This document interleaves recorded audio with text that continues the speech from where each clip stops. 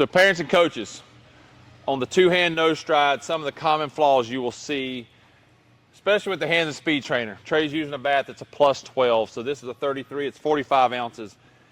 Kids are going to think they have to use their body more to generate the barrel of this weighted bat through the zone. That's not true.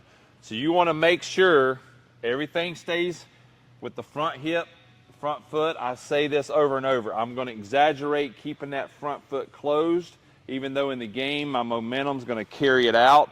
So therefore, it lets my brain process a strong front side. I want my front foot to feel like it's going in the ground.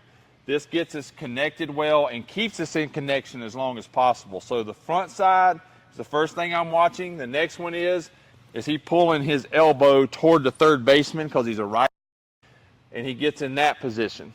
Some people, I should say some players, think that they have to rotate more with their upper body to get the barrel there. That's far from the truth, because what that does, if Trey rotates with his upper half, his barrel's lagging through the zone. If he stays connected and a strong front side, this back hip is able to drive the top hand, which drives the barrel through the ball like that. And you get directly to the ball with speed. That's what we're working for on this drill. That's why it's so important to make sure it's a strong front side.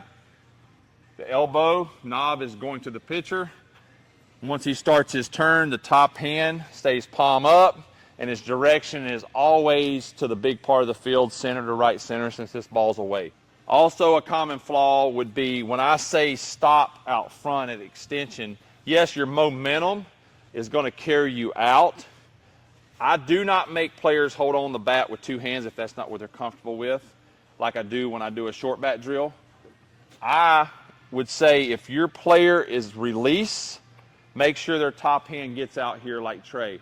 A lot of times you will see a player go to the ball and let their top hand release at contact. That's what we do not want. So if your player is a release player and they're releasing the top hand, make sure it gets all the way to extension before they release the bat. If they do not, I want you to make them do a two-hand finish out front, because that's going to train the top hand to get all the way through extension.